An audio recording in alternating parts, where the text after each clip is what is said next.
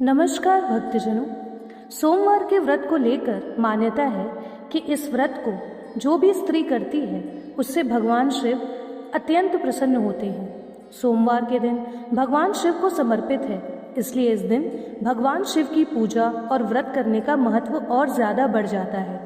यदि आप सोमवार के व्रत करते हैं तो आपको सोमवार व्रत कथा अवश्य पढ़नी चाहिए, क्योंकि इसके बिना आपका व्रत अधूरा माना जाता है। तो आइए आज हम सोमवार की व्रत कथा सुनते हैं। देवों के देव महादेव बहुत ही भोले माने जाते हैं, इसलिए उनका एक नाम है भोलेनाथ। पौराणिक मान्यता के अनुसार भगवान शंकर को प्रसन्न करने के लिए किसी भी तरह के खास विशेष पूजा की आवश्यकता नहीं होती, क्योंकि कहा जाता है कि वह तो भोले हैं और भक्त की मन से की गई क्षणिक मात्र की भक्ति से ही वह प्रसन्न हो जाते हैं। अगर आप भी शिव की भक्ति और कृपा पाने के लिए सोमवार का व्रत रखते हैं तो आइए आज हम आपको भोलेनाथ यानी सोमवार की कथा सुनाते हैं। एक बार किसी एक नगर में एक साहूकार था।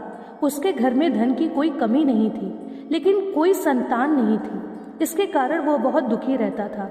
संतान प्राप्ति के लिए वह हर सोमवार को व्रत रखता था और पूरी श्रद्धा के साथ शिव मंदिर जाकर भगवान शिव और माता पार्वती की पूजा करता था। उसकी भक्ति देखकर एक दिन माँ पार्वती प्रसन्न होकर भगवान शिव से साहूकार की मनोकामना पूर्ण करने का निवेदन करने लगी। पार्वती जी के आग्रह करने पर भगवान शिव ने कहा कि हे पार्वती, इस संसार में हर प्राणी को उसके कर्मों का फल मिलता है और जिसके भाग्य में जो हो उसे वही भोगना पड़ता है। लेकिन पार्वती जी ने साहूकार की भक्ति देखकर उसकी मनोकामना पूर्ण करने की इच्छा व्यक्त की। माता पार्वती के आग्रह पर शिव जी ने साहूकार को पुत्र प्राप्ति का वरदान दिया, लेकिन उन्होंने बताया कि यह बालक 12 वर्ष ही जीवित रहेगा। माता पार्वती और भगवान शिव की बातचीत को साहूकार सुन रहा था, इसलिए उसे ना तो इस बात की खुशी थी और ना ही दुख। वह पहले की भांति शिव जी की पूजा करता रहा। कुछ समय के बाद साहूकार की पत्नी ने एक पुत्र को जन्म दिया। जब वह बालक 11 वर्ष का हुआ तो उसे पढ़ने के लिए काशी भेज दिया गया। साहूकार ने पुत्र के मामा को बुलाकर उसे बहुत सारा धन देते हुए कहा कि तुम इस बालक को काशी विद्या प्राप्ति के लिए ले जाओ। तुम लोग रास्ते में यज्ञ करते जाना और ब्राह्मणों को भोजन दक्षिणा देते हुए जाना। दोनों मामा भांजे इसी तरह यज्ञ कराते और ब्राह्मणों को दान दक्षिणा देते काशी नगरी निकल पड़ी।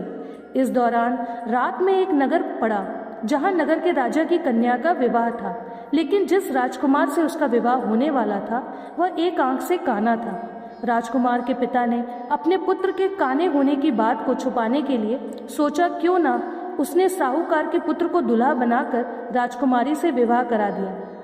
विवाह के बाद इसको धन देकर विदा कर दूंगा और राजकुमारी को अपने नगर ले जाऊंगा। लड़के को दूल्हा के वस्त्र पहनाकर राजकुमारी से विवाह करा दिया। साहूकार का पुत्र ईमानदार था, उसे यह बात सही नहीं लगी, इसलिए उसने अवसर पाकर राजकुमारी के दुपट्टे पर लिखा कि तुम्हारा विवाह तो मेरे साथ हुआ है, लेकिन जिस राजकुमार के संग तुम्हें भेजा जाएगा वह एक आंख से काना है। मैं तो काशी पढ़ने जा रहा हूँ। जब राजकुमारी ने चुन्नी पर लिखी बातें पढ़ी तो उसने अपने माता पिता को यह बात बताई। राजा ने अपनी पुत्री को विदा नहीं किया, फिर बारात वापस चली गई। दूसरी ओर साहूकार का लड़का उसके मामा काशी पहुंचे और वहां जाकर उन्होंने यज्ञ किया। जिस दिन लड़का 12 साल का हुआ उस दिन भी यज्ञ का आयोजन था। लड़के ने अपने मामा से कहा कि मेरी तबीयत कुछ ठीक नहीं है। मामा ने कहा कि तुम अंदर जाकर आराम कर लो। शिव जी के वरदान अनुसार कुछ ही देर में उस बालक के प्राण निकल गए। मृत भांजे को देख उसके मामा ने विलाप करना शुरू किया। संयोगवश उसी समय शिव जी और माता पार्वती उधर से जा रहे थे। पार्वती माता ने भोलेनाथ से कहा, स्वामी, मुझे इसके रोने के स्वर सहन नहीं हो पा रहे, आप इस व्यक्ति को कष्ट को अवश्य दूर करें। जब शिव जी मृत बालक के समीप गए तो वह बालक की यह उसी साहूकार का पुत्र है जिसको मैंने 12 वर्ष की आयु का वरदान दिया था।